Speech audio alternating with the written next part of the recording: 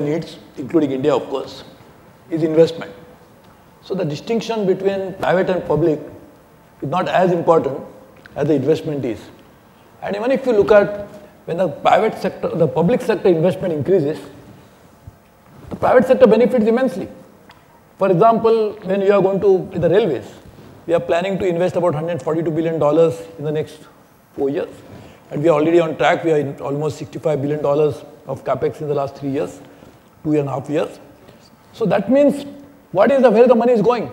If you are investing into the railways, as a government, somebody has to also, we have to buy something from somebody, that's the private sector.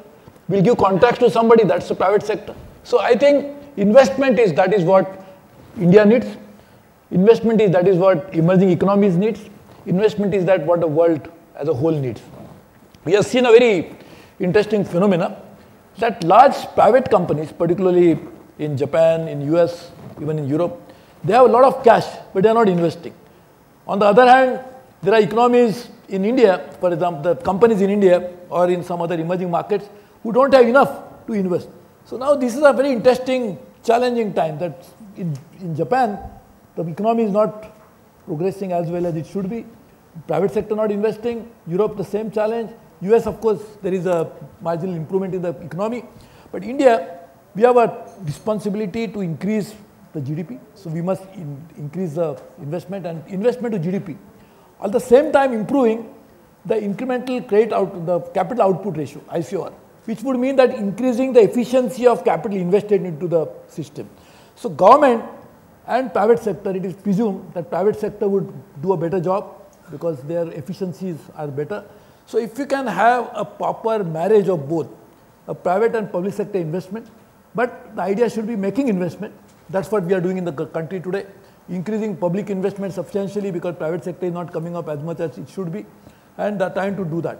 There is a great opportunity on a platform like this that those private sector companies in other countries who have large cash surpluses, how can they make investment in India using this platform that is available in which first public sector is making investment, so they can come in, piggyback on that and try to do that. So I think that's something which we really need to think about. So when we talk about PPP, we should think about going beyond the normal conventional thinking about private-public partnership, think about a much larger canvas and try to do that.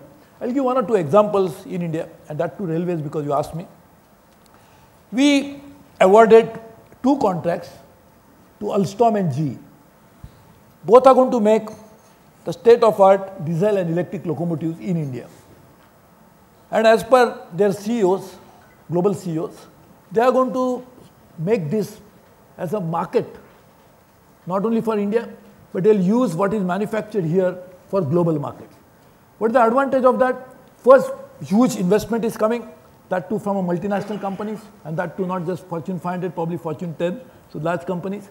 They'll make investment, but they will also create a supply chain which will create a huge opportunity for small and medium enterprises to supply those products to them, and in the process improve their ability of supplying global products to global markets. So it's a great opportunity, and that's what we are trying to do. We have a major program called Station Redevelopment Program, which is about $16 billion program.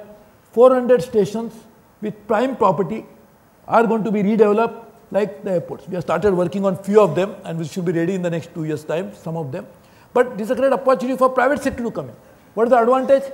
The land, which becomes 70% of the cost of any development in India, is not going to be loaded on the cost of the project because land is owned by the railways. We are providing unencumbered land on a concession basis, and with 23 million passengers traveling every day, you have so many footfalls a day, so many eyeballs a day.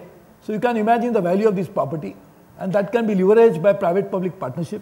So I think there are opportunities in terms of investments, but without investment, the growth will not come, and investment will not just wait for a debate whether private should come in or public should come in. We should make investment immediately. I was giving an example to somebody that if you meet with an accident on the road, then we are not going to engage into a discussion whether I should go to a private hospital or a public hospital.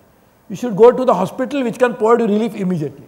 That's what the global economy needs, investment, and investment must come from all quarters, and that again I feel, and we had proposed it to the G20 when I used to be my Prime Minister's Sherpa, that why not the global community, and the GrowthNet is one good such forum, why not you bring in these large companies with surpluses, with countries which needs that investment, and try to create a global framework in which this investment can take place at a rapid rate. I think something like this we need to do.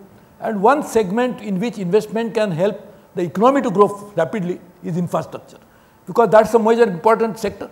Because infrastructure would mean there will be demand for manufacturing, there will be demand for services, and everything else will fall in place. So I think this is something